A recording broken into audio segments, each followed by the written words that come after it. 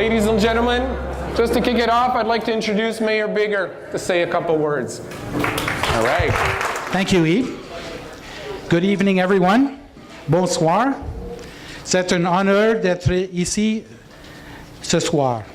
I'd like to acknowledge Councillors Al Sizer and Deb McIntosh, and also recognize Dave Kilgore for coming here tonight. And I'd also like to thank the co-chairs for From the Ground Up, Darren Stinson, and Jim Marchbank, who I understand is somewhere much warmer today. Since taking office, I've had the chance to meet with a lot of community partners, and one thing that's been very clear to me is in order to meet the challenges facing this city, we must grow. We must attract new residents, immigrants, skilled laborers, by building a city that encourages investment and results in new jobs. I'm pleased to say that process begins here, and with all of us working together to build a sustainable economy for the next 10 years and beyond.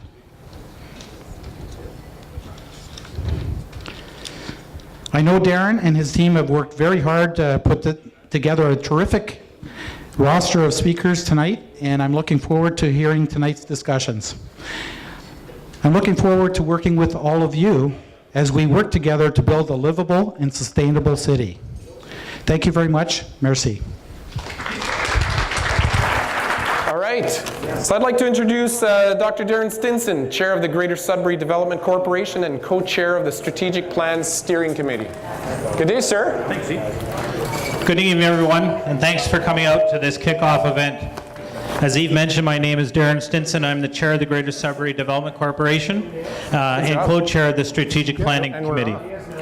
Having served the GSDC board for the last couple of years, I'm very proud of many of the commitments that we have in fulfilling our objectives for our existing strategic plan. From the ground up, gs2025 signifies that we will begin the strategic planning process with a clean slate while recognizing the value of previous research and achievements. Tonight's event, gs2015 meets hashtag gs2025, is the first open public consultation to begin building Greater Sudbury's new economic development strategic plan for the next 10 years. There will also be a series of consultation events taking place throughout the community in the coming weeks, so keep an eye out for us. We'll be surrounded by all the banners that you see, well, the one in the corner there, and the one in the corner over there. So when you see those, come up and talk to us. Finally, we'd like to extend to you a special thank you to the speakers for agreeing to share their ideas and passion for Greater Sudbury with us this evening. And I would like to thank the Economic Development staff of the city for organizing the event. We've got some phenomenal speakers that are extremely passionate about our city and are very passionate about the work that they do, and I think you'll really appreciate everything that they have to say.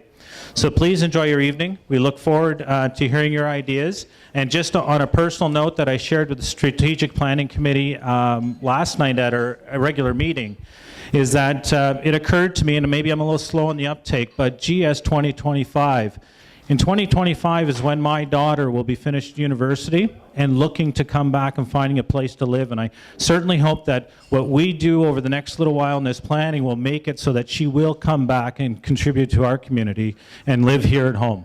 So let's work hard, let's get it done, and let's have some really good ideas come out of this, okay? Thank you very much.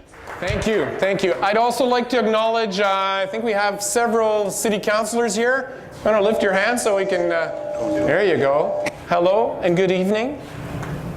My name is Yves Doyon. Bonsoir tout le monde. I'm going to be your host and guide for the evening, and just to set the tone, I really want to make sure that everyone knows we're going to try and keep things really informal and very organic, because this is meant to be a thought starter, an idea starter. We're not just here to listen to all the speakers, but we're here to dialogue and get some ideas flowing, because we're really getting everything going for what's going to be happening over the next 6 months. I am a father, I'm a citizen, I'm a partner at Doyon Dupuis, a local consulting firm. I've been, other than being in school, or including my years in school, I've been self-employed for almost 25 years. I've also been very active as a professional musician, almost over 23 years. I'm a Sudbury boy, Northern Ontario boy.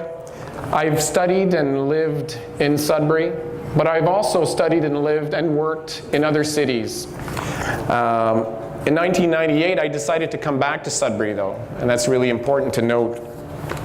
Hoping with a new toolbox and hoping to contribute to the quality of life and the state of things in Sudbury in my own way, with whatever I was able to contribute. After living several years out of town, I was quick to realize that Sudbury had something really special to offer. And although we live in a great playground and a vibrant business environment, that realization was inspired by the people who live and work here, way more than just the environment. With a new perspective on things, I came to understand the people in Sudbury are doers. They don't necessarily wait for permission to do things. They get things done. They're creative, they're innovative, and more importantly, they're very, very passionate. And that in itself was very exciting to me when I decided to come back. That brings me to this event, to the launch of an engagement process that is meant to get people thinking about their own passions and their own way to contribute to bettering the place we live in. So that's what I'm going to ask you to start thinking about. As you're listening to everyone speak tonight, say, okay, what about me? What am I passionate about? And what am I ready to do about making this place a better place to live? Because it's not just the GSDC's job. This is our strategic plan. And I think that's really important to note and to remind everyone of that. The city is at the service of its citizens, but the citizens are always also at the service of the city and the environment and so on and so on. But we tend to forget that because we just want to throw all the responsibility to government, but the citizens have a huge responsibility to play there. Tonight we will meet some Sudbury champions, some familiar faces and some not so familiar faces. People who are here to tell us about their passions and what they are doing about them. I strongly believe that if we create a space and time for people to talk about what they care about, most of the time, or just about all the time, they will always show up. So that's what we're going to see tonight. That's what we're going to experience tonight. And that's what I encourage you to do tonight at the same time. Because we're going to listen to the speakers, but at the end of the evening, we're going to have a nice plenary session, and we're really going to create that space and time for everyone to exchange and get that buzz going. Although passion has the power to be an unlimited source of fuel and drive, it can also wither away quite quickly if it isn't anchored in action and responsibility. When you link those two great powers, you have the formula for sustainable change. So as you sit or stand around in this room, take in the great energy. We already feel that buzz in the room. Listen to people sharing their stories. I invite you to think about the things you are passionate about, and more so what you're going to do about those passions. Take responsibility for your own passions, either work-related, family-related, it can be in economic development, it can be in arts and culture, whichever shape and form it takes. Because collectively they contribute to life we live and the place we live in. The purpose of the evening is to encourage people to participate in the engagement process that is being launched tonight. In the next few months, you're going to be asked to participate in some surveys, consultations, forums, and so on and so on. But please remember that we define ourselves by our actions. So if you have something to say, you have something to contribute, you're going to be solicited to share those things. And it's going to be time to do it. We define ourselves by our actions, everybody. This is not the city's strategic plan. Once again, it is our strategic plan, the citizens. So ask yourself, how may we all make Sudbury the best place to live and work? Start getting those wheels turning. To close off the evening, we'll take the time to talk about the things that you do that really do it for you and that will ignite you.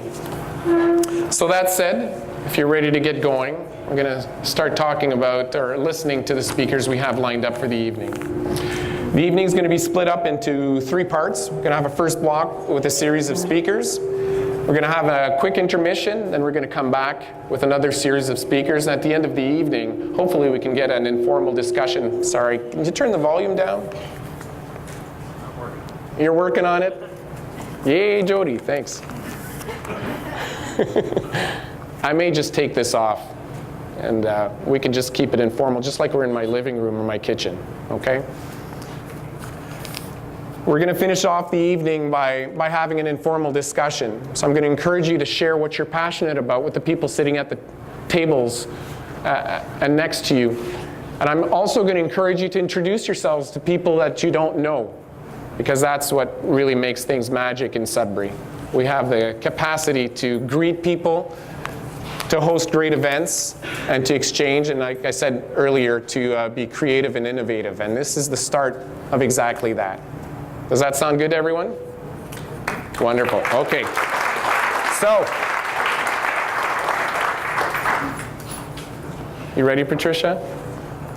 Yes. So I'd like to introduce Patricia Mills, president of Patricia A. Mills, Inc., and former publisher of Laurentian Publishing. As publisher of Northern Ontario Business, I've spent the last 25 years traveling across Northern Ontario. And I've hosted events in every single of our largest cities with every single mayor. Some mayors, I did it twice, once I think 3 times. So I got to know a lot of people in all those cities. And what I'm about to tell you now is a reflection of that experience. Sudbury is the capital of Northern Ontario. There, I've said it. I've said it out loud. Many of us have thought about this for years, but we're uncomfortable voicing our observation. But it's much easier to get over the fact of saying we're the biggest when you really look at the facts. Geographically, we are the largest city in Ontario and the largest populated city in Northern Ontario.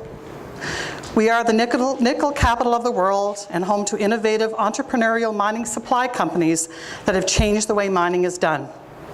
Miners and engineers continue to benefit from the technological advancements of Sudbury's mining community. And some of this you already know, but I need to remind you. We are home to the Neutrino Observatory, the only one of its kind in the world. It makes us unique. There are 330 lakes that surround our landmass of 3,267 square kilometers, which is larger than some countries.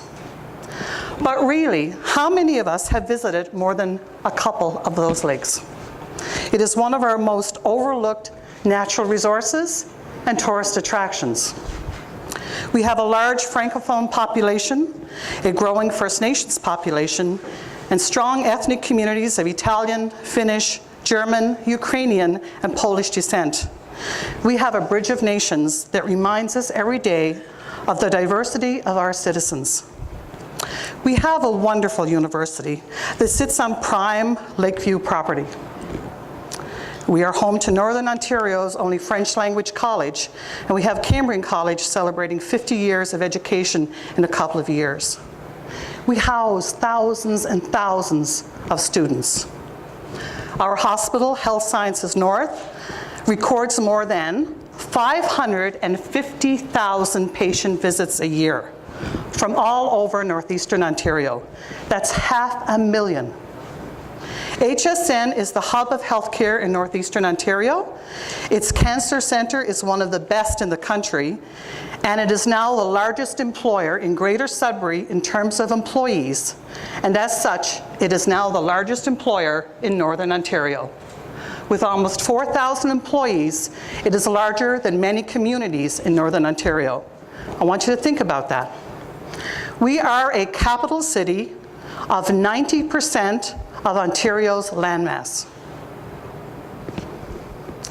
In the year 2025, we finalized the creation of the core of our capital city so that it truly reflected the powerful, innovative, influential city that it is. We created the Heart District.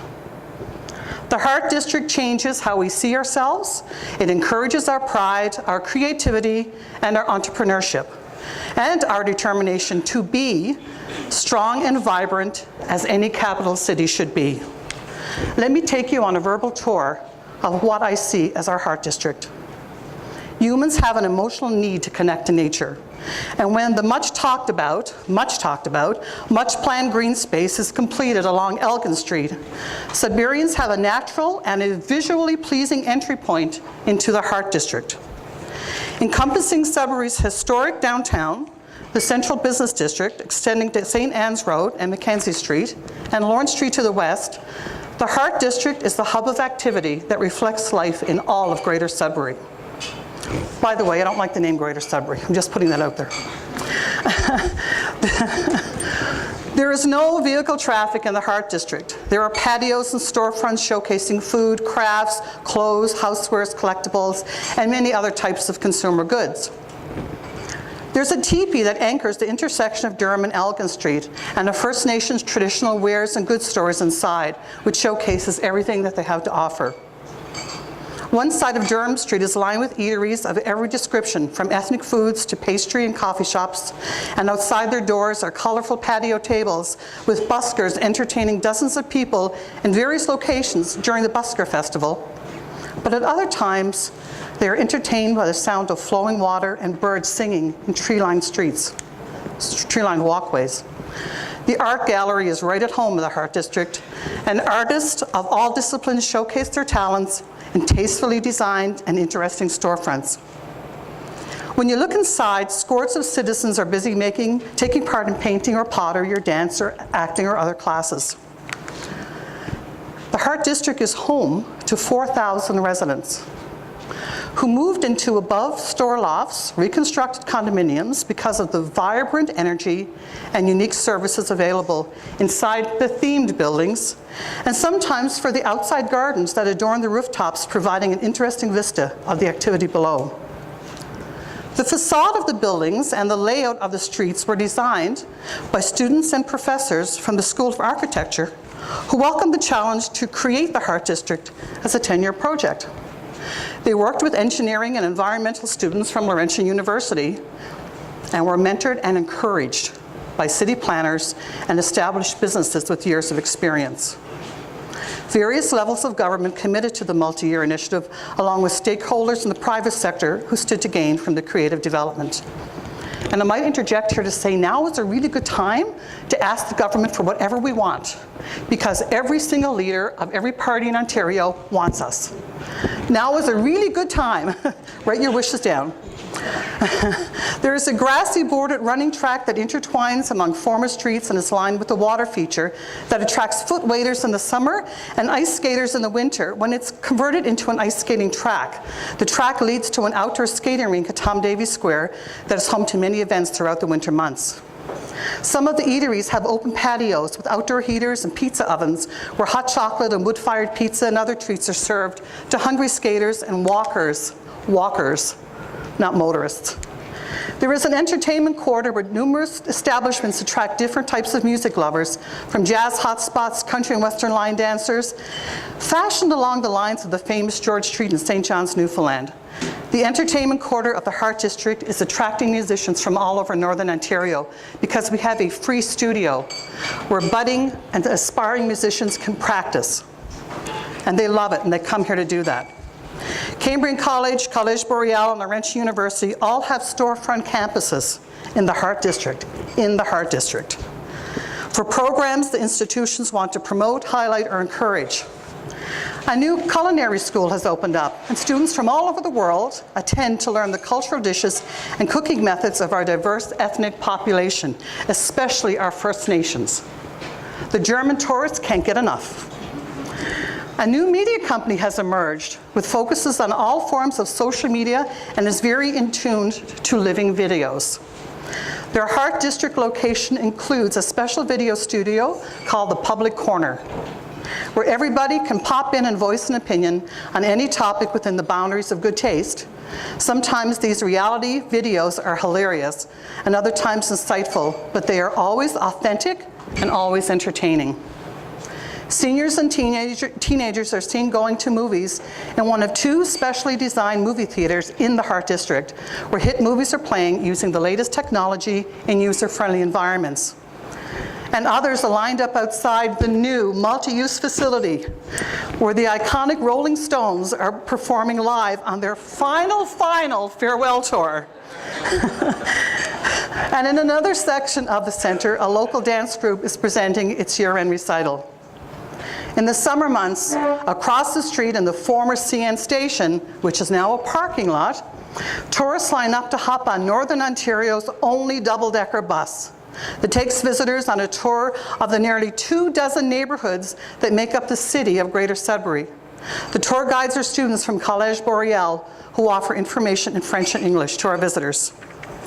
The 4-hour tour includes stops at some of the historic points of interest along the way, but every Saturday, the tour is extended to include a community festival or an event happening in one of our outlying neighborhoods. The bus will pass by the Greater Sudbury Airport, where they'll see bold, beautiful signs lining the highway, and I forgot to click. But you're clicking with me. Now you can go to the highway. I forgot all about the click. He told me the click was, yeah, okay.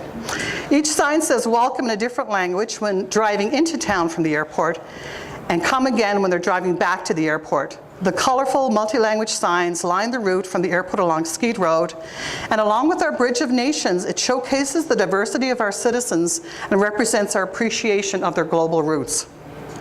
The creatives for the sign were a class project of the award-winning graphic design program at Cambrian College, whose students worked with local marketing and branding firms to design signage that complemented the environment, yet created an eclectic showpiece of artistic welcome to our visitors.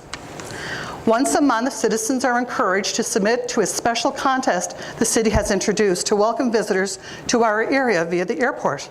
If you have family or friends or business colleagues visiting or flying into the airport, they could win the Welcome of the Month award. When arriving in the city, the monthly winners will be welcomed with a huge sign with their name on it. Hey, Amy, welcome to Greater Sudbury. What's missing from my picture, of course, are people saying, hey, Amy, over here, over here. And they get this huge basket of goodies. Everyone wants their guest coming into town to win the Welcome of the Month. And we're going to put it in the paper, right, Mr. Publisher? Yes. People arriving or departing Sudbury Airport can enjoy the work of Sudbury artists, which are showcased on the walls. You see, what we have learned to do since 2015 is to acknowledge and appreciate that we are a capital city and to act accordingly. Good capital cities have vibrant downtowns where culture and lifestyle are celebrated. We need it to be an anticipated destination point for thousands of arriving students yearly, for international and national visitors to our industrial companies, and to the thousands of people who access their healthcare facilities from outside of Sudbury. We are proud of our accomplishments and of our heritage, and we found the courage, the determination, the means, and the stamina to finally accomplish what every capital city has or needs. We found our heartbeat. It was in our downtown all along.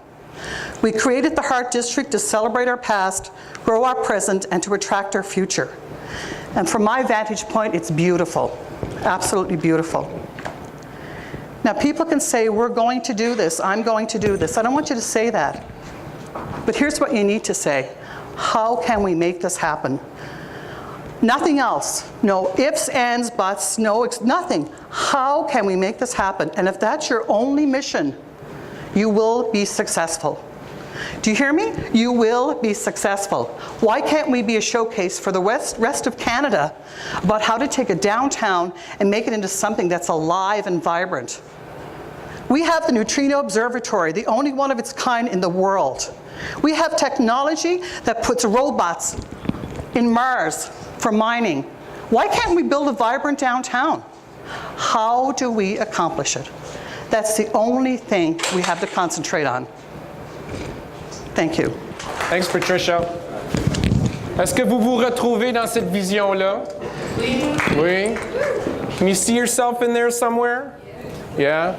That's what you need to anchor it. I was talking about passion earlier, but there's an alchemy that happens when you link responsibility to that. And that's sustainable change, because it's anchored in something. It gives your passion structure. So that's a beautiful vision. Merci, Patricia. So, let's keep going. I'd like to introduce Jeff Macken. Are you ready, Jeff? Yes. Jeff McIntyre, Chair of Downtown Sudbury and Marketing Director of Fuel Media.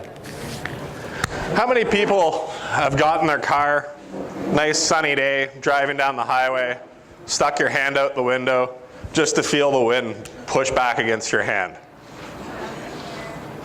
How many people have taken their hand and then started playing the wave game? Moving their hand up and down as you drive down the road? That's a lot like the mind share in marketing and promotion when you have an established brand. When you try and push yourself against something, when you try and push yourself against the idea that people have about you, you're not going to get very far. It's going to be a lot of work. But if you work with it, and you just maneuver slightly, and you take that mind share, and you just bend it, the momentum pushes you quickly. You can move a great distance really easily. For my entire life in this city, we've had the need to not be a mining town. We've had the need to disassociate ourselves from everything mining. I think it's time that we stop that. Patricia had a great example. We are the capital of Northern Ontario, but we're the world capital of mind share of mining. I've been to Mine Expo in Vegas, and you run into people in the elevator, and they go, "Oh my God, you're from Sudbury." And they're from all over the world. Instant brand recognition with Sudbury. But what we need to do is we need to move that bar.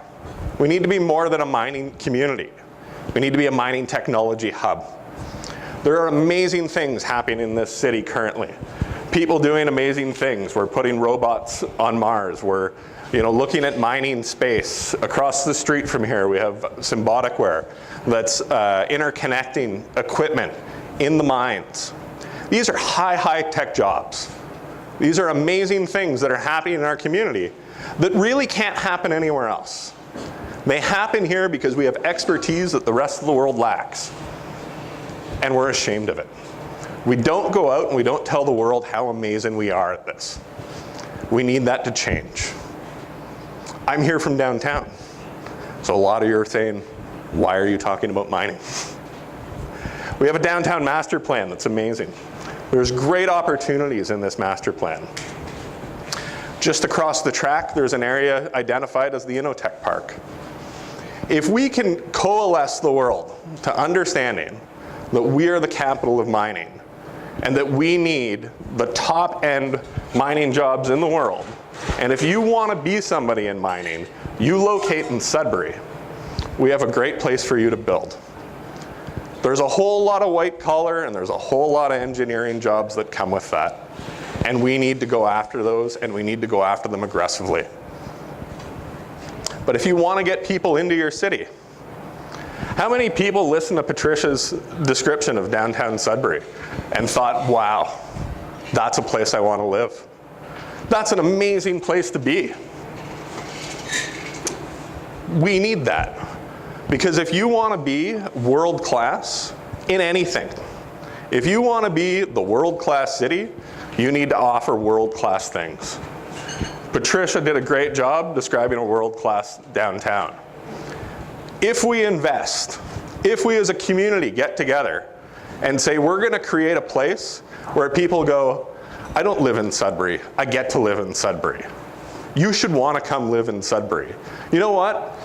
I'll put an extra bedroom on my house because my family's going to want to come and visit here so often because there's so many great things to do.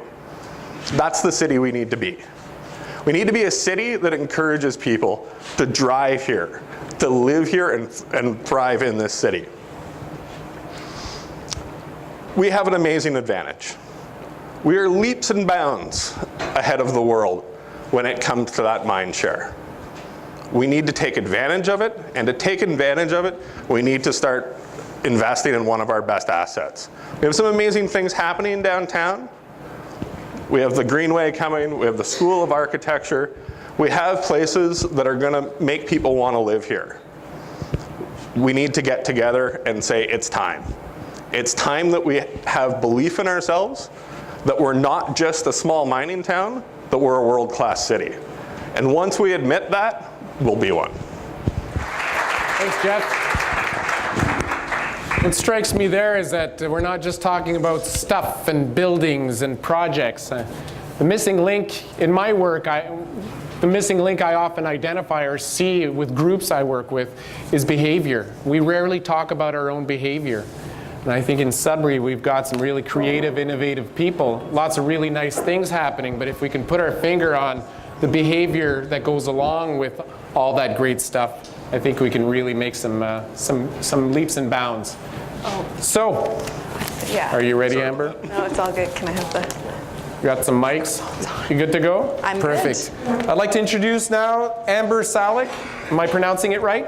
Salach. Salach, perfect. Architect partner at Yellowega Bélanger Architecture.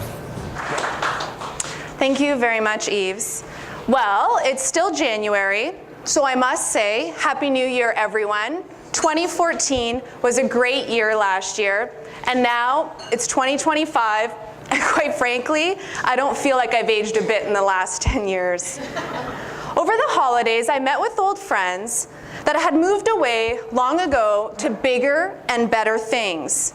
These friends, just like me, thought, how as teenagers, we all think that the scene and the pulse of the city couldn't be found here in Sudbury. How a change of scenery would somehow make our lives so much richer, that much better, and more exciting. Now, we haven't spoken much in the last decade, and when asked about what was new in Sudbury, I was delighted to tell them what I am about to tell you. How Sudbury is a much more rich, 1,000 times better than what they remember, and honestly and sincerely an exciting place to be. As a local architect with a passion for community-minded projects, I have been incredibly fortunate to have had the opportunity to work with the City of Greater Sudbury on their triad of forward-thinking endeavors. Nearly 12 years ago, YBA, along with other consultants, started working with the city on 3 legacy projects. As a collective, we shifted our design thinking and process.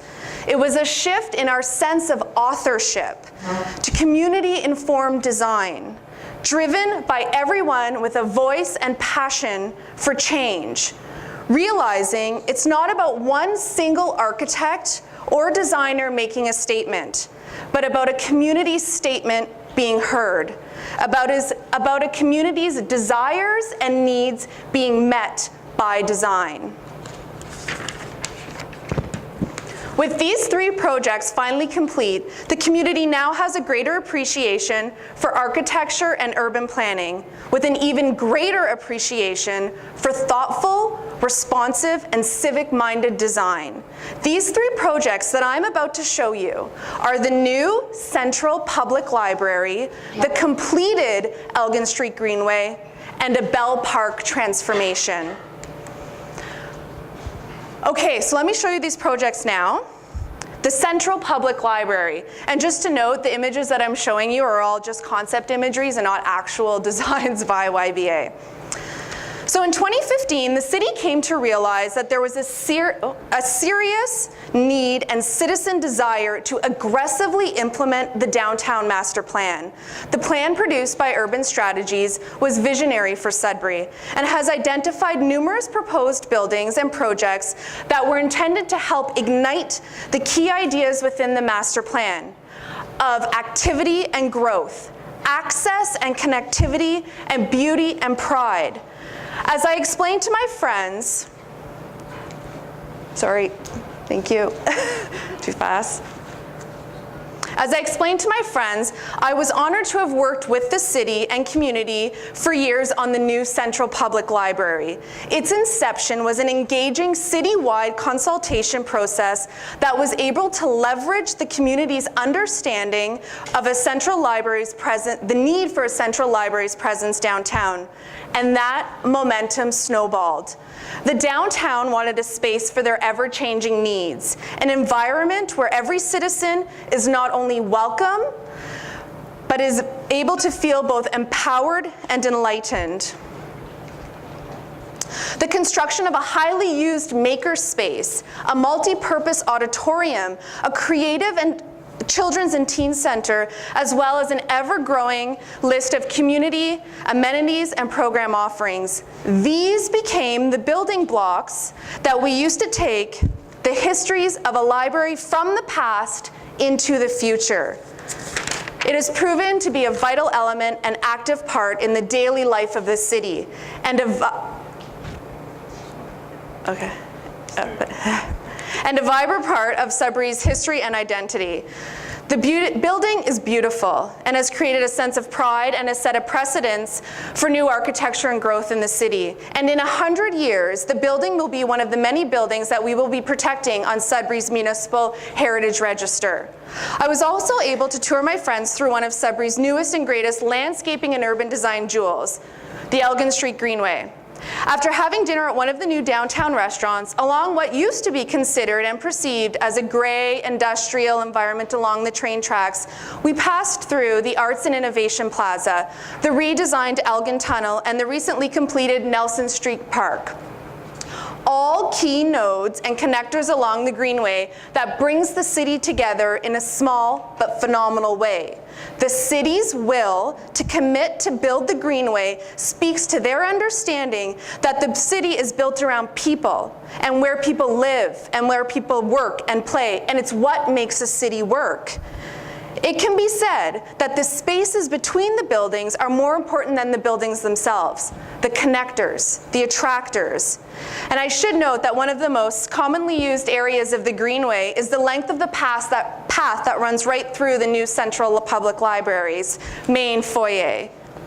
It's incredible when you think outside of the box, the transformations and relationships that can occur, the unexpectedness, the element of surprise. It ignites curiosity, and it truly has had a profound impact on Sudburyans and has set in motion a number of other projects suggested in the master plan, as well as the Green Space Initiative. Wrong way, sorry. Okay, and lastly, I explained to my friends how we've been working on the former St. Joseph's, the General Hospital parking lot, for a number of years. When the Sister of St. Joe's sold the hospital, the existing parking lot was rightfully returned to Bell Park after a long-standing lease agreement. Our design team was hired to consult with the public and to develop ideas as to what the lot could be transformed into. After 2 years of community consultation, the idea that best served the community was to transform the lot into an interpretive garden and park space. This idea captured the common themes from the consultation of environmental stewardship, accessibility, connectivity, identity, and the need for much more programming. For the past few years, our team has been working on this project, transforming the lot back to nature, pulling out the asphalt and concrete and replacing it with water retention ponds, interpretive gardens, natural green space, public art installations, and even quiet places for contemplation. By building very creative and contemporary landscape architecture and a new small sustainably designed outdoor cafe and restaurant, it has really brought a whole new demographic to Bell Park. By exemplifying accessibility and connectivity for pedestrians, cyclists, the physically disabled, and by creating easier public transit connections. The parking lot was transformed and constructed by 2017, and it sparked the need to implement other suggestions in the report to reroute Parish Street around the existing York Street parking lots. The rerouting of the section of Parish Street corridor around the western edge of the York Street parking lots was completed in order to position all of the parking outside of the park and is now grossly enhanced safety, usage, provides accessible entry to the park, and has intensified and expanded the green space within Bell Park. So how did we make all of this happen in the past 10 years? Through a shift in thinking, to not be afraid of change. And most importantly, we picked up the pace. We grew the momentum and we didn't stop. Yes, we spent a lot of money. Yes, it pissed people off. But hey, they got over it. once change has set in, the momentum picks up. Things happen, things evolve, and we learn from our mistakes. We see the value in building public spaces, not focusing on fixing potholes. We work together as a collective. Thank you. We work together as a collective of professionals, artists, politicians, visionaries, realists, and city staff. Instead of knocking what others were doing and finding problems with it, we work together to break the barriers, extend the boundaries, and create what we have today. Thank you. There's a term I came across in the last few months doing some research around my work and my partner's work, and it's a term that just says innovative disruptors. So Amber, I think you're an innovative disruptor, and I thank you for that. So let's spread the word, and maybe if more people can use or take on that title, I think we can get some stuff done. La prochaine invitée, ça me fait un plaisir particulier de la présenter. Es-tu prête, Mélanie Rose? Oui, t'es prête. T'es toujours prête, Mélanie Rose. Mélanie Rose Frappier, Local Youth and Top 20 Under 20, and National Aboriginal Youth Achievement Award recipient. We don't have many young people here tonight, and I think that's something we need to note. This is an engagement process. And if we really want to make or provoke some sustainable change, I think our minding is going to have to change, and that's our responsibility. We always put youth as priorities in our planning processes and so on, but we don't put our money where our mouth is, and we don't actually invite them and accompany them and make sure they're part of it. But tonight we do have one. Mélanie Rose, t'es prête? Alors, bonsoir, good evening. My name is Mélanie Rose Frappier, and I'm 17 years old.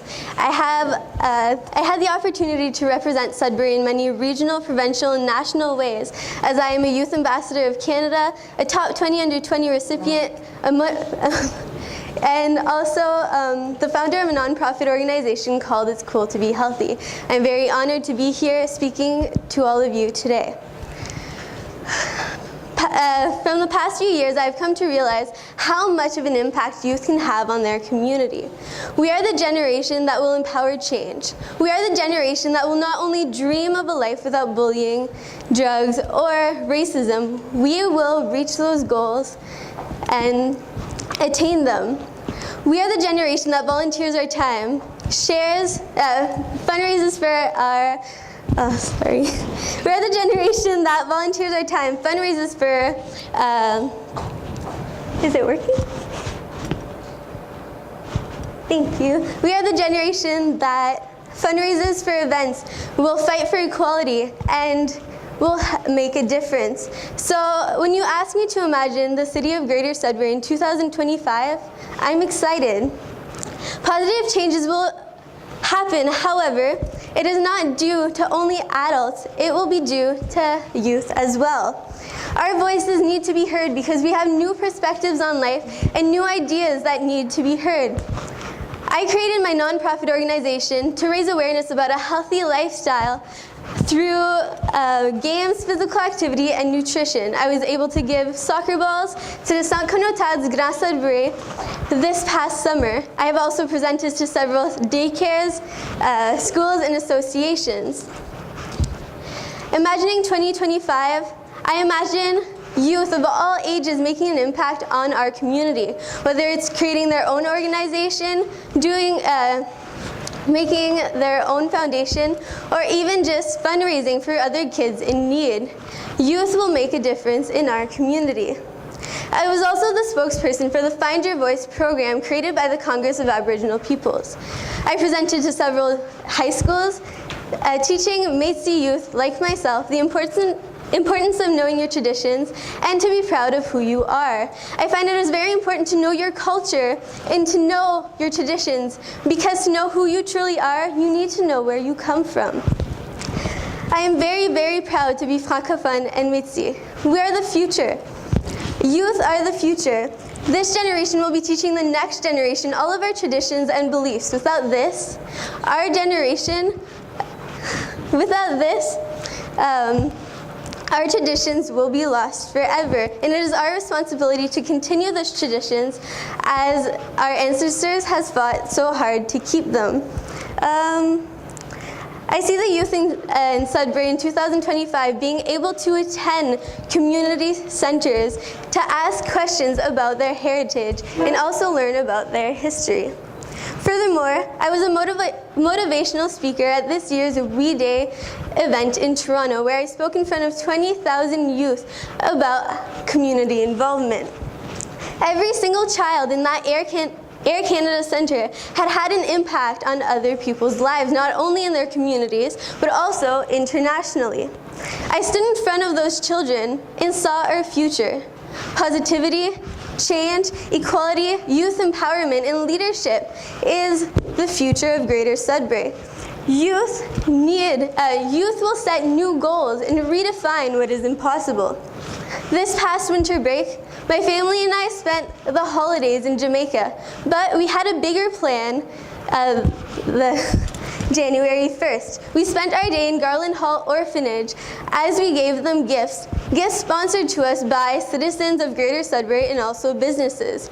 We were all able to give them Crocs, sponsored to us by Crocs, also toothbrushes, books, pencils, etc. We were also able to fundraise up to $700 to give to them so that they can purchase a commercial washing machine. As you can see, when a community comes together to achieve a certain goal, we can achieve anything, no matter how old we are. Don't wait for the perfect moment. Take the moment and make it perfect, because now is the time to make a positive impact on people's lives. Now is the time that the youth can have a voice as well. Volunteering your time to your community will make the city of Greater Sudbury a better place for our generation and the generations to come. In 2025, I see more children volunteering their time as well as adults to make a difference in our community and inspiring others. I'm very proud to represent the city of Greater Sudbury, and I am very honored to have been able to speak in front of you today. Thank you. T'as bien fait ça. T'as bien fait ça. You see what just happened there? That's someone who's passionate about something and is totally taking responsibility for it. If that doesn't inspire you, I don't know what the heck will. Let yourself be inspired by that. I hope you weren't just listening, I hope you heard her. There's a distinction there. So before the first block ends, I'm happy to introduce Mr. Jeff Fuller, President of Fuller Industrial Corp. So like Eve said, my name is Jeff Fuller, and I have a company here called Fuller Industrial, and I'm one of the guys or the companies that's in the mining cluster. And what's important about my company, and I'll share a little bit about what I do and then what I think about how we can grow to 2025. So which button do I press here? Okay, so I'll just tell you a quick story. We started in 2004, and we immediately went into the export business. In 2008, we competed against, oh, I should tell you, I'm in the romantic business of rubber line pipe. I know. I know. Needless to say, it's a very niche thing. Anyways, so we competed all over the world. We sent containers and containers and containers to Antananarivo, Madagascar. In 2010, we competed with everyone in the world again. We took pipe from China, brought it to Sudbury, Ontario, added value to it, and shipped it back to Mongolia, to the middle of the Gobi Desert. Another job we did recently, we did 5 kilometers away from our competitor in Kamloops. We sent, I'll tell you the number, it was $20 million worth of pipe.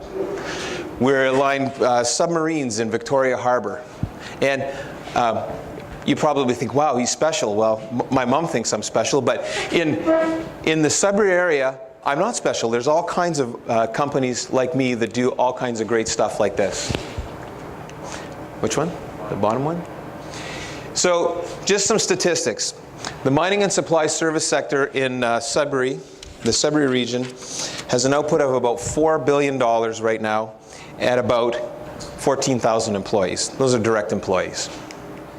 about 35 to 40% of all of the people working in Sudbury have some connection to the mining industry. Let's see if I can get this going. You have to strike a pose. You have to strike a pose? So, but here's something important. Oh, I got to go back a slide. Can you go back one? So out of that, about 20% is exporting. And that's exporting out of the country. If you go out of the region, the number's higher than that. But let's talk about out of the country. That's about $750 million of exports outside of the region and 3,000 direct jobs. Now, these are jobs in Sudbury where we're not cannibalizing or fighting, competing with the guy down the street. These are jobs that are coming into the city where the output is leaving the city. It's very important. So here's my vision. If we could get 20% growth for 10 years, if we could fan those flames, if we could get that happening, it would be $4.6 billion of exports, 17,000 direct jobs, $1 billion in wages, and there's about 3 jobs for every direct job. That's about the number, about 5,000 indirect jobs. That's a big, significant increase. I mean, we want to have good things for our city. How do we do it? We create employment. We bring business here. These are good, high-paying, skilled trades and professional jobs. These are technicians and skilled trades and professionals. That's where the growth can come. We can't, the sales to Valet and Xstrata are fixed. There's only so much stuff that they can buy.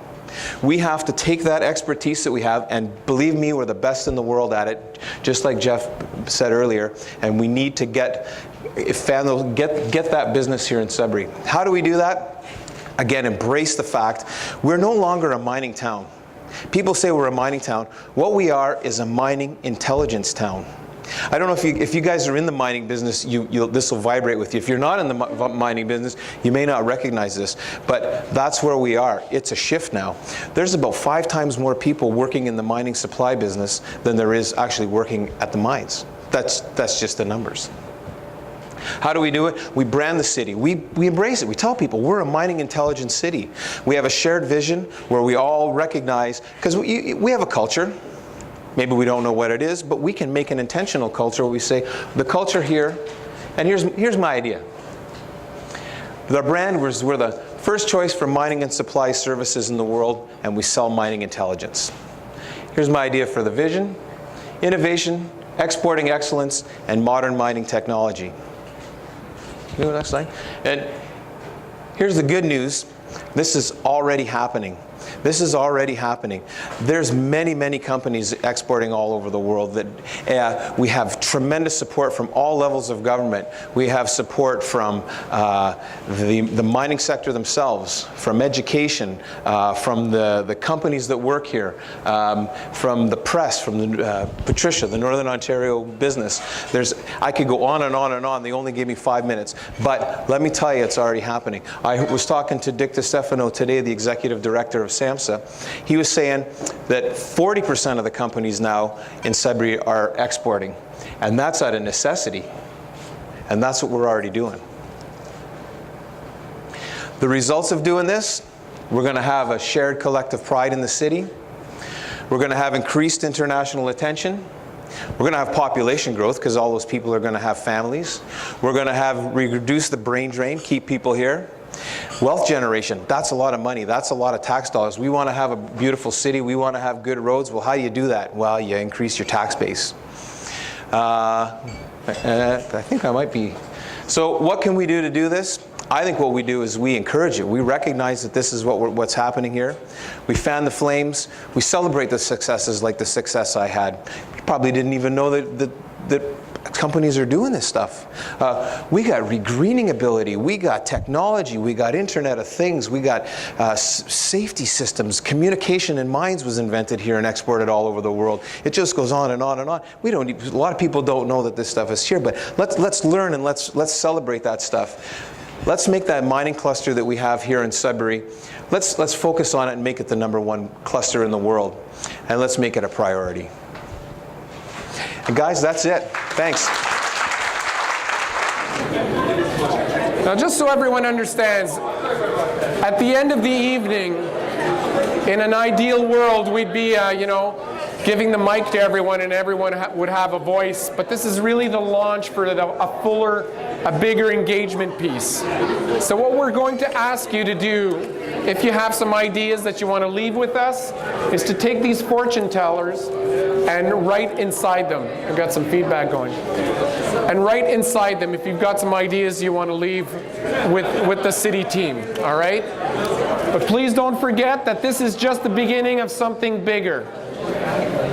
You're going to have some surveys, some forums, some consultations. So even if there's certain issues that you haven't heard about tonight, it doesn't mean that those are going to fall aside.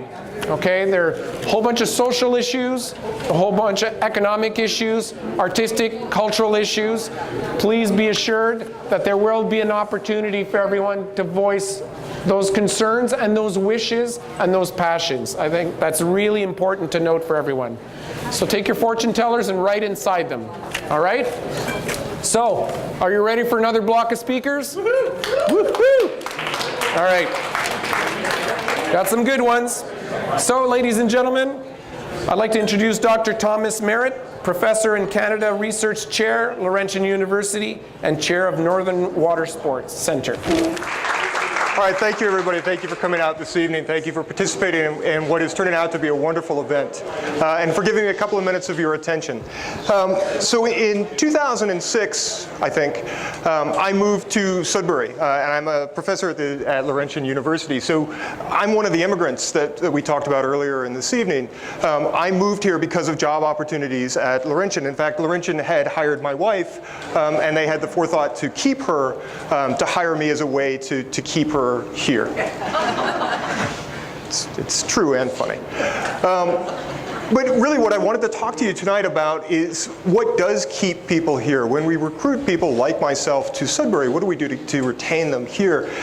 The 2 days after I moved to Sudbury, I met the president of the rowing club. And 15 years before that, I'd been a pretty terrible competitive rower, but I loved rowing. And she said, come out, try it. And so Monday morning, this was my Monday morning. This is 5 a.m. This is 5 minutes from downtown. This is 5 minutes from the university. This is 8 minutes from my house. This is how I spent almost every morning for that first summer that I was here. This is an incredible resource. This is why we want to live in Northern Ontario. When we find ways to bring people in, this is across the street from the hospital. When we recruit in people to come to Sudbury, what keeps them here? It's things like this opportunity to be part of the community. I met a wonderful group of people that shared my passion for rowing, my passion for getting outside, and this is one of the reasons that I wanted to stay here. That winter, so the winter of 2007, I was approached by a local athlete who was a wheelchair athlete who wanted to start an accessible sport program. And she said to me, can we start an accessible rowing program? Can we start a program that provides rowing to people with disabilities? And I thought, well, I've never done that, but that should be awesome. And it ended up being a really fantastic connection to the city. And since then, we've now formed a partnership between the rowing club, the canoe club. We're a nationally recognized accessible sport program. We're funded by the Canadian Paralympic Committee. We've put dozens of athletes on the water. We've produced national team athletes. In 2008, we produced a Paralympic rower who went to Beijing representing Canada. All of this success is because of the support of our community. And maybe because of the diversity of people that have moved to Sudbury, I find that Sudbury has a very global perspective. We see things in a very global view, but we take a very small town, very personal responsibility for the issues that we see. And the issues here were accessibility. So sport was a big deal for me when I moved here, and it's not accessible to everybody. So with the help of this other athlete, we put together a program to support that. And that program has been incredibly well supported by this community because this community understands that sense of responsibility.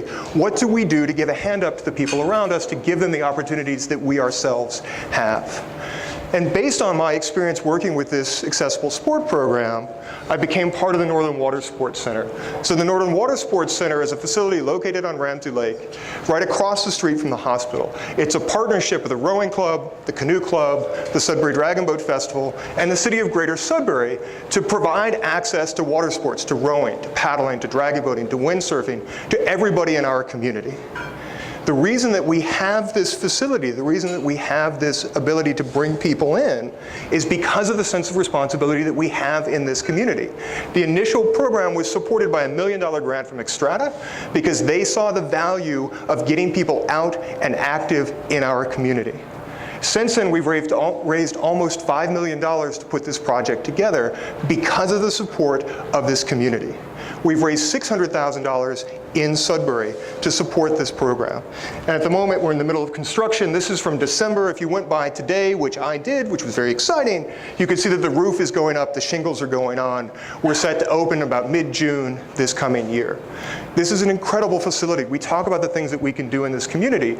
Because the community embraced what this kind of facility would mean, getting people out, getting people active, the programs that this represents, youth rowing programs, high school rowing programs, master's programs, seniors programs, programs for people with disabilities, programs for people that are at risk for one reason or another. Because our community has embraced that unified goal. These three clubs, the city of Sudbury, all coming together with the province, with the feds, this is why we're able to put this facility together, and this is what it's going to mean to our community. This is an incredible thing right in the center of Bell Park, across the street from the hospital, right next door to Science North, down the street from Laurentian University, down the street from Valley Living with Lakes, this wonderful pool. So, where do I want to be in 2025? I'm not from here, but my daughter is. And she's been coaching with me since she was 2. She's 4.5. This summer she was in charge of sweeping the goose poop off of the docks. She's awesome at sweeping goose poop. And if you give her some Cheerios and some goldfish, she's good to go for the whole practice. Where do I want to be in 10 years? I want to be with Lila at places like the Northern Water Sports Centre, celebrating what we have in Northern Ontario, what this community provides, what we can give to each other. That's where I see us, and I hope to see many of you there paddling, rowing, windsurfing with me. Thank you. Thank you, Thomas. Thank you. I gotta say it, I'm an avid cyclist, and what I wish for is to be able to host groups of cyclists, friends from all over the place, so they can come and ride in Sudbury. So I think we've got some, we've got a connection there, perfect. All right, our next guest is one of my colleagues on the Strategic Planning Steering Committee. I'd like to introduce Mr. Leonard Kim, local lawyer and former chair of Diversity Advisory Panel. Thanks. Thank you. It's an honor to be here this evening here, and what an exciting event it is for our city and for all of us here that have invested a lot in Sudbury and the future of our families and our communities. I was sitting at my desk and I was thinking about the presentation for today, and I thought to myself, the word pioneer just kept coming to mind. So I Googled it and I looked it up on the Merriam-Webster dictionary, and here's what came up. A person who helps create or develop new ideas and methods. And secondly, somebody who is one of the first people to move to and live in a new area. I suggest to you that each one of you are pioneers, and that this whole idea of 2025 and this rebuilding and vision that we have for our city is one that embraces the thought of new ideas, new methods, and really entering the area of a new territory that we have not yet been as a city. A little bit about me, I'm a second-generation Korean Canadian. My mom and dad immigrated to Toronto from South Korea 45 years ago. I was born in Toronto and raised in Vancouver, and I'm now here in Sudbury. And my wife is an immigrant from South Korea, and immigration and diversity is at the heart of who I am as a lawyer in this city. All three of my kids are born here in Sudbury. They play hockey, they play in the street with the other neighborhood kids. We are embedded in this community. This is our new hometown, and we're in here for the long run. Move on to the next slide. Why did we choose Sudbury? Why do young professionals choose this city to start their careers, practice law, practice medicine, architecture, and the like? And why come here?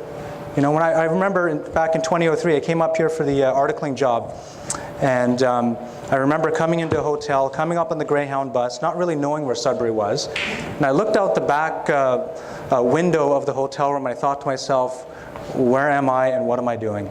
And I looked out over the train tracks. It was a day's end. 11 years later, almost 12 years, I'm here and I love it. There's no other place we'd rather be. But at the end of the day, we come here for opportunity.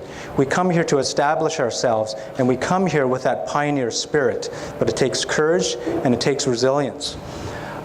We come here also for the high quality of life. Dr. Merritt just touched upon it in the prior presentation. Where else can you be in a courtroom cross-examining a witness and at 12:30 adjourn at lunchtime and go for a walk at Bell Park, have your lunch, gather your thoughts, and commence your examination of a witness at 2 o'clock? Do you try that in Toronto? We can do that without any effort, and that's the quality of life that many professionals in my profession are totally unaware of in Southern Ontario. We need to start spreading the word. We come here for the short commutes. I have a 12-minute drive home. If it's a traffic jam, I might have a 1 or 2 minute break there.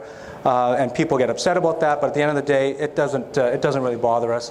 The access to lakes and the skating, the Northern Water Sports Centre, as Thomas Merritt talked about, this excites us, and this is why we chose Sudbury. The people, the sense of community.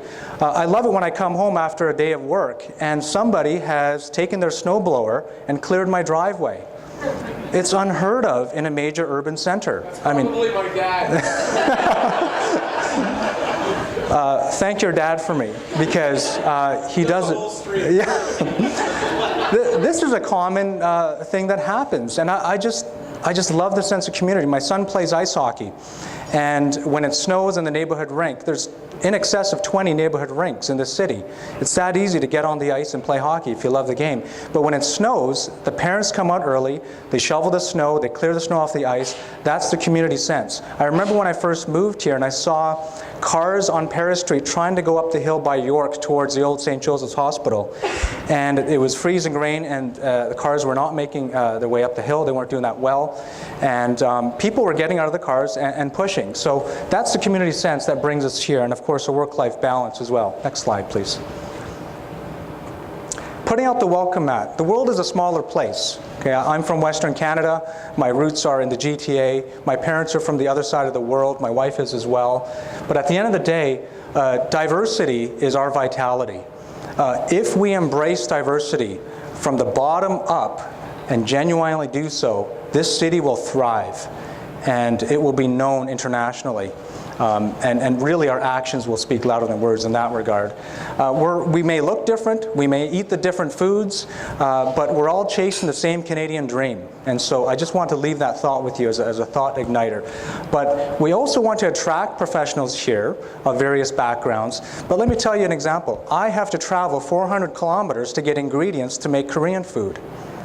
If you don't travel the dangerous highways of Highway 69 in the winter, and we don't, that is a major obstacle where my wife and I, we can't eat the foods that are the comfort foods of our nation, right? That's a major obstacle and a major competing factor when people like me look at where we want to settle, where we want to raise our families.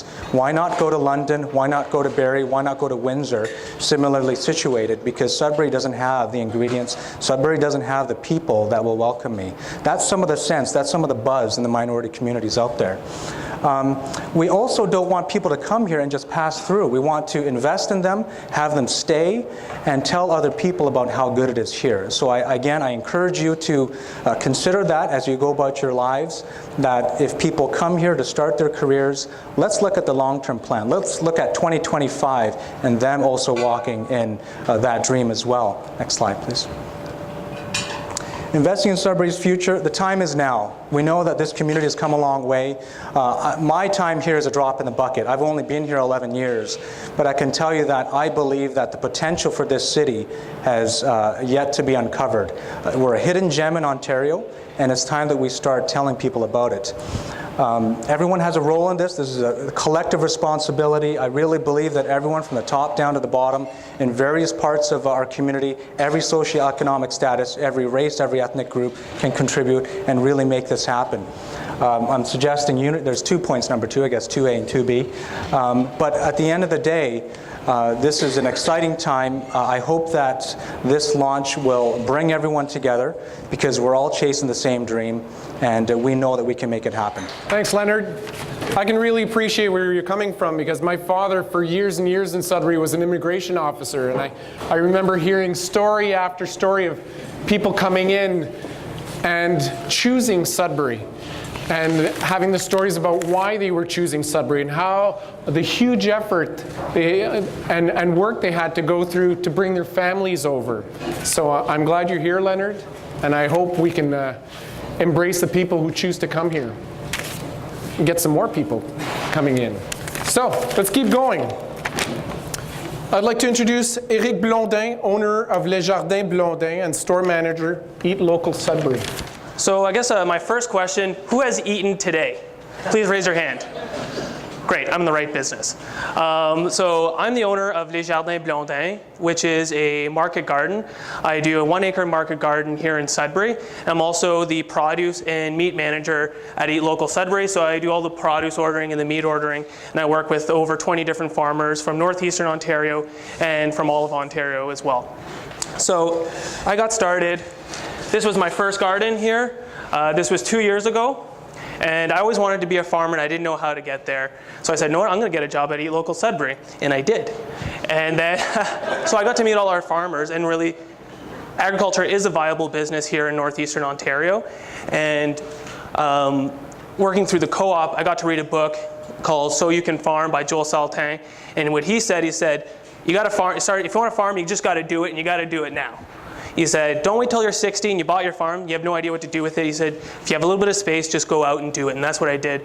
So Louis-Philippe Desjardins, who's the owner of my veggie box, both of us, our first year, took this large field on. We definitely did not plant in all that space. We really took off a big bite, but we learned a lot that year. And this year, Louis went and did a great market garden, and CSA and I did a great market garden as well. So what I specialize is in greens. I do a lot of different kinds of greens. Lettuce mixes, Swiss chard is here. It's really beautiful. I just love vegetables. Here's another photo of some beautiful summer turnips. And you know what? When I started this, I didn't have a lot of resources. I'm bringing hoops for my hoop house like this in my Aztec. Please don't tell the police. And part of my thing is that I operate on a 1 acre market garden, which can be very productive. There are examples of farmers making over $120,000 on 1.5 acres, and a big part of it is low mechanization. Mechanization will break down. This is my sturdy. Every farmer will have their favorite hoe. This is by far my favorite hoe. It is the stirrup hoe. It is useful. It can clean out weeds so fast. It is amazing. My parents are a great help. They're my parents on my new garden this year, rolling out some black plastic. They're in their 60s helping me out. Having great family support was really helpful. And where you can find my produce is at the Sudbury Market, the downtown market. It's a great market, Saturday and Sunday. I suggest you all check it out. Farmers work really hard to bring some produce there to feed everyone. You should check it out. You can also find my produce at Eat Local Sudbury, and also contributed to the community-supported agriculture program at the co-op. But really, there's a grim story here with food here in Sudbury. If we look at this chart, it's showing how much we're actually producing versus requirements in our city. So we're raising only 1.5% of the beef, less than 1% of the pork. Lamb is not even registering. Chicken, 0.1%. Milk, not even registering. Flour, less than 1% maybe. So we're really a food insecure city, and that's a bit of an issue. We only grow probably about 2% of the actual food grown in our community. But there is hope. In Northeastern Ontario, there's the Northeastern Ontario New Farmer Network, and the Ecological Farmers Association just started up a new chapter here in Northeastern Ontario. And these organizations, what they do is support new farmers and the work that they want to do. You want to become a farmer? Well, there are resources out there to help you get started, and there are many new farmers that are getting started here in our region. I see them every day at the co-op. We get lots of calls. Sometimes they're not ready to start working at the co-op. They're just getting started. But we're going to show them what they can do and how they can get their businesses going. But agriculture is a great economic opportunity. We always talk about the farmer that isn't going to make a living this year. Well, agriculture is a viable business For every dollar spent on agriculture, and every time you buy food, you're putting $2 to $4 actually back into the economy when we're looking at the economic multipliers in our community. Northern Ontario is also known for the best pasture. I would say the best pasture in North America, but maybe I'm a bit biased.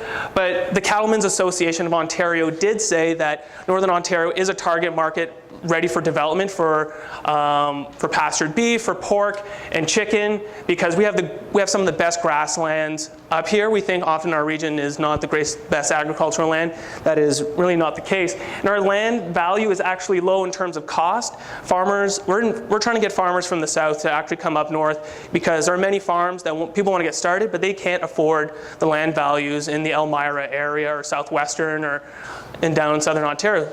Land values are quite affordable up here. And our region is shaping up to be an agricultural center. Eat Local Sudbury is expanding. We're starting a local aggregation facility where we're going to purchase en masse local food and try to sell it to our institutions. Many institutions are already starting to work with us, and we're really going to work on this development, because the food terminal doesn't always give the farmer the best price. They make them spray lots of pesticides on those crops. We're not going to have those same rigorous standards because we want to make sure our food is healthy, and we got to make sure our farmers get paid, because they are good businesses and they invest in our community quite a bit. And there are 3 secret words that are going to make agriculture in northeastern Ontario, especially vegetables, work. And that is 3 great words: season extension equipment. This is a greenhouse just near Montreal that I had the chance to visit. It's a cooperative farm called Tournesol. This is the end of November. There's arugula growing in there. There's some Swiss chard growing in there. There's all sorts of greens growing in this greenhouse that is not heated whatsoever, still just passive solar. So we can grow in northern regions and grow greens. At the co-op, we have Swiss chard right now. We have arugula in our store. We have Boston lettuce, all grown in greenhouses. It is very much a reality to grow all sorts of crops. This is my own caterpillar house, which was actually purchased through a program through Eat Local Sudbury, where we helped some farmers purchase season extension equipment to really show its value. And I can get greens ready in this by the end of May, where other people are going to struggle to get it by the end of June. Over there. And then these are row covers. It's a simple thing. It's fabric. We put it over our crops. It keeps the frost off. You put 1 layer, it's good up to 0 degrees. You put 2 layers, we're good until -2. Put 3 layers, we're good until -4. You can put a whack of layers until you pretty much block out the sun, and you can keep frost off your crops. If you have lots of kale grown by the mid of November, you can put lots of Rime on there, and it's going to keep it good until December. So what do I see for agriculture in Greater Sudbury in 2025? Well, I see a fully operational food aggregation facility where we're buying lots of food from local farmers, new farmers that have yet even started. They're just thinking about it. Maybe some of you are thinking about becoming farmers, and we'll be talking later, and we'll be buying your produce. Restaurants that are now designing their menus specifically on what does grow and what's in season. Instead of working your menu backwards, calling us and saying, hey, do you have fresh tomatoes in January? No, well, maybe we can work on a different menu. So we're working with restaurants to really figure out a seasonal menu. The outlying communities have their own local food co-op. Obviously, I drank the co-op Kool-Aid, but I think that would be really great.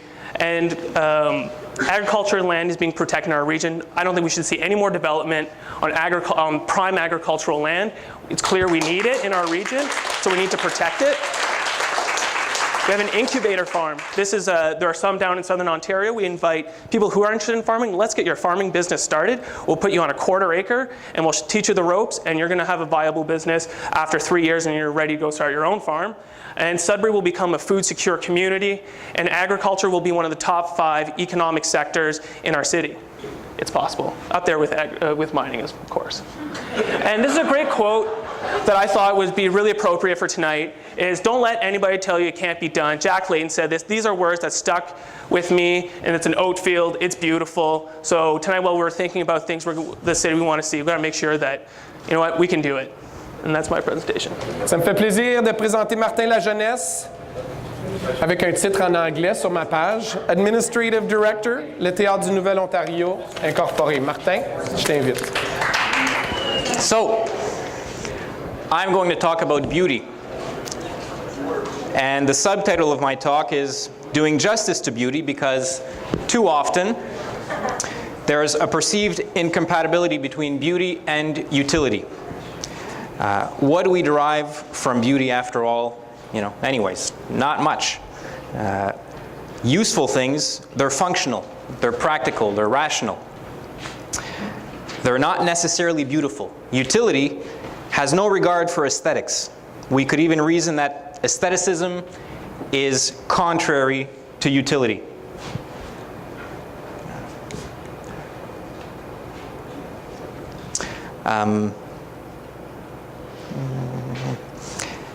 If there's a cost to beauty, wouldn't it be better to invest those resources to maximize utility rather than beauty? But the problem with this way of thinking is that it doesn't lead to the greater Sudbury that is attractive to newcomers. And I kid you not, I'm quoting this from the literature, that has that oh so precious, higher than average standard of living. So it presents a false choice, mais au quotidien, nous sommes confrontés à des situations qui nous amènent à faire ces choix qui sont short-sighted. These short-sighted decisions, the ones I'm referring to that favor utility or functionality over beauty, the ones that don't fully appreciate the value of aesthetics, they're based on incorrect cost-benefit analyses. They assume that utility has a greater value than aesthetics. If you want to feel depressed at some point later in the evening, I suggest you Google ugly cities, and you'll find lots of examples of where these short-sighted decisions take us. So here's the thing, my version of Greater Sudbury 2025, the place where I want to raise my kids, and I should add, I think Greater Sudbury is already beautiful, but we should try and make it even more so. So Greater Sudbury 2025 is a beautiful place. And over the next 10 years, we're going to have lots of opportunity. Oh, now we need to go back. We're going to have lots of opportunities to make short-sighted decisions. I promise you, we will make full use of most of these opportunities. But before we do, we should take advantage of the momentum that we're building now with a new council, a new economic development plan, and make some decisions that are far-sighted and that will inform our development over the next 10, 50, and 100 years. So the examples that I'm going to put on the table tonight, and the politicians and staff at the city should be taking notes for the rest of the presentation, is to start, integrate public art in medium and large scale projects. There are many examples in various jurisdictions. Calgary does it with utility infrastructure. Vancouver has a public art program. This presentation is really not working for me, so I'm just going to go with the notes. Vancouver has a public art program where private sector rezonings greater than 100,000 square feet, they require that developers contribute $1.81 per buildable square foot to a public art process. Au Québec, 1% du budget de construction d'un bâtiment ou d'un aménagement d'un site public est affecté à la réalisation d'œuvres d'art. Since 1961, that's 3,000 public art projects that were born out of the politique d'intégration des arts. Imagine that legacy, which lives on forever. The second idea is reaffirm that there is beauty in culture. The city is working on a cultural plan. There is intense cultural activity in Greater Sudbury. There has been forever, as far as I'm concerned, since I'm only 21. This intensity has drawn people to our city in the past, and it seems there's been growing interest from outside Greater Sudbury recently. Le TNO won the Premier's Award for Artistic Excellence in 2014. That's a shameless plug. The highest such recognition in the province.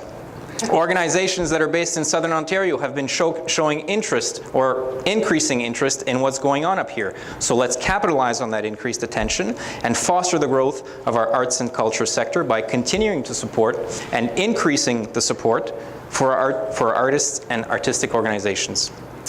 The third one is reaffirming that there's beauty in language. With the exception of Ottawa, the nation's capital, which happens to be on the border of La Belle Province, no other city in Ontario has as large a francophone population as we do. Let's have a real look at what it would mean to call ourselves a bilingual city.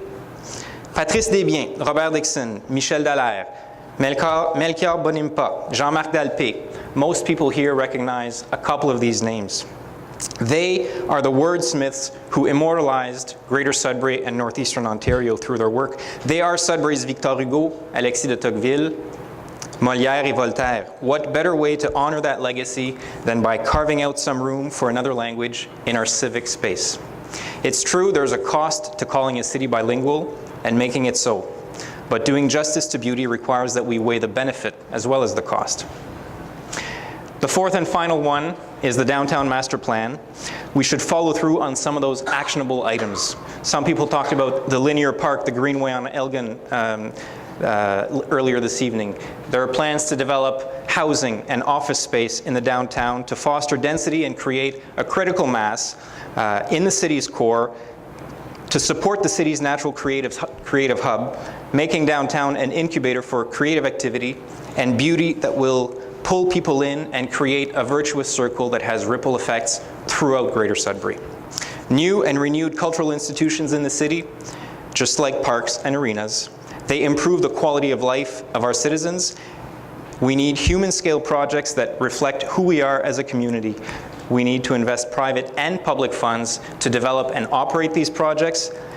They become gathering places, signature places that promote the Sudbury experience to residents and visitors alike.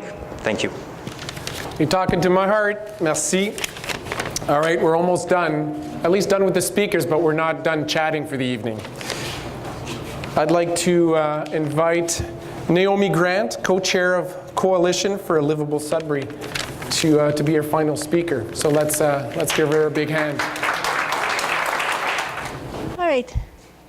So this is pretty timely for me because I've spent the last year and a half interviewing and hearing from people about their vision for the community. So I have those voices in my head as I look ahead to 2025, when I hope I'll be spending a lot of time growing food and doing good things with my neighbors at a community garden and neighborhood center, which will be the heart of many neighborhoods in our city. By that time, my children will be settling into their careers, very likely, and there'll be good jobs for them here. I might even have grandchildren, and if so, I'll be biking with them to the beach.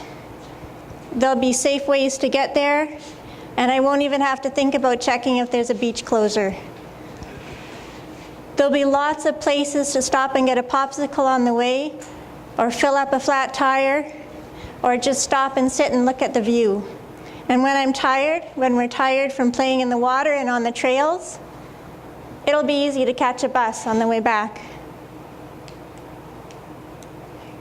Yeah. Then we'll meet up with friends downtown. The street life will be really vibrant. There'll be lots of public art, lots of good places to eat. We'll bump into someone who used to spend a lot of time at the shelter, but she's got her own place now. And we'll talk about all the festivals and concerts and events we'll be going to later on.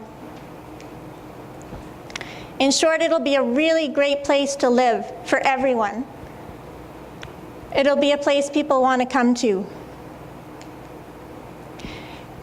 And we're going to get there because right now in 2015, we're going to decide to make it happen. We're not going to wait for growth, and we're not going to wait for funding from higher levels of government. We're just going to do it. So earlier this week, I was at the city budget process, and 40% of our capital budget we spend on roads. But I have yet to meet somebody who's moved their family or their business to a city because they heard about its roads. Okay?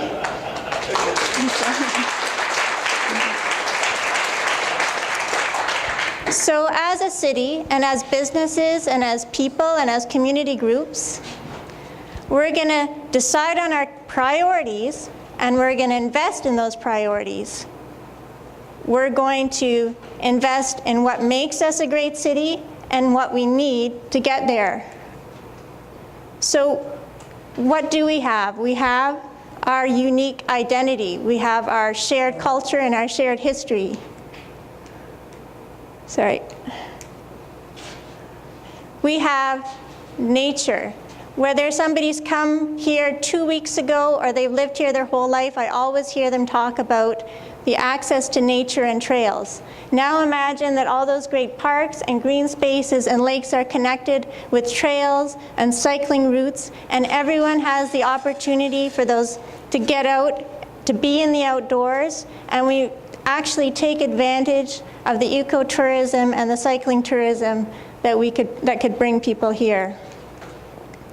We have post-secondary institutions. We have tens of thousands of students. We have professionals. What if we integrated them more within our city? We could be in this same place and be hearing lectures, discussions. We could be seeing exhibits. All of that downtown, and business students could be mentoring with local businesses, and by the time they graduate, they'd be starting their own business right here in Sudbury. Just press the button. Thanks. Is it working? We have about 5 neighborhoods within a really easy walking distance of downtown. So imagine that walk is beautiful and welcoming, and all of those people are dropping in downtown every day with their families. We have space with a lot of potential. This is our downtown. So think for a minute of all the businesses in this area, in this small area, that are open only during the day or only for lunch hour or only in the evening. And now imagine that during what is now closing hours, it's actually full of people, and they're there for pop-up shops and workshops and house concerts and events and pilot projects for new business ideas. Now look at this picture again, and look at all the space. Look at the roofs, the streets, the parking lots. Imagine the possibility for transformation. Imagine all our laneways look like that. That's a transformation that's actually happened in Australia. Whoop. And we have great people here. People mention that all the time. And imagine that every single person living here has what they need to live up to their full potential.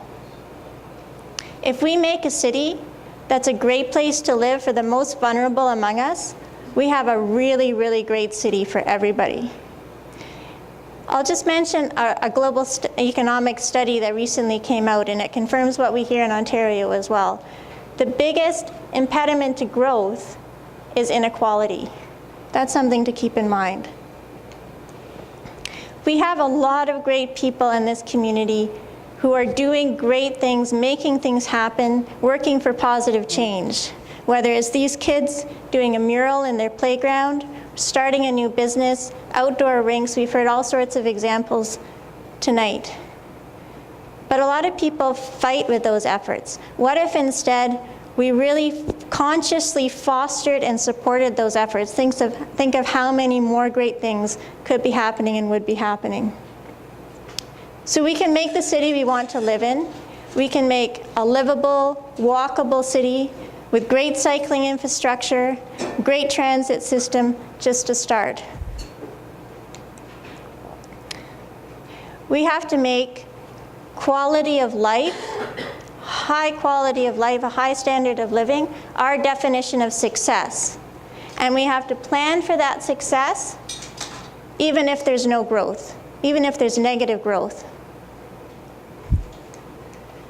It might sound counterintuitive, but that has to be an essential plank of any growth strategy, because if we make a great place to live, people and businesses will come here. Thanks. I want to thank all the speakers, the courage. I want to thank everyone who came out, who listened, who heard, more importantly. I want to remind everyone to tap into what you're passionate about, and to tap into that alchemy that happens once again when we link a sense of responsibility to those passions. There's something magical that really happens there. One thing that I want to leave you with is that sense of shared responsibility once again. I mentioned it earlier in the evening. This is not a wish list that we just throw at the city and to throw to our leaders. There's a shared leadership that happens. You assume a leadership when you buy a ticket to go and see a play. You assume leadership when you use facilities. You assume a leadership when you sit down and have coffee and dream about what you want to see. It's that simple. So as soon as you put two live people face to face, something is going to happen. So please don't forget just to really anchor things in those simple things, because those simple starts become really nice, big things. So I invite you to stick around. Once again, I want to remind everyone that this is a starter. This is an idea starter. It's the beginning of a full engagement process. I know a lot of people, once again, wanted to take the mic at the end of the evening. I don't want to exclude anyone. The gs2025 team doesn't want to exclude anyone, but there are going to be numerous opportunities, forums, very tangible places where we're going to be able to document everyone's opinion, wishes, passions, to learn about what people are doing, and so on and so on. So I really want to make sure or encourage everyone to participate. Because if we just sit back and not engage, and we don't define ourselves by our actions, if something down the line isn't going like you want it to go, well, you'll have a part of responsibility in that. So please get involved and talk and listen. Listen even more than you talk, because we learn a lot when we listen. So please stick around. Go and meet someone you don't know. How about 3 people you don't know before you leave? You can have a drink first and then go and meet people, okay?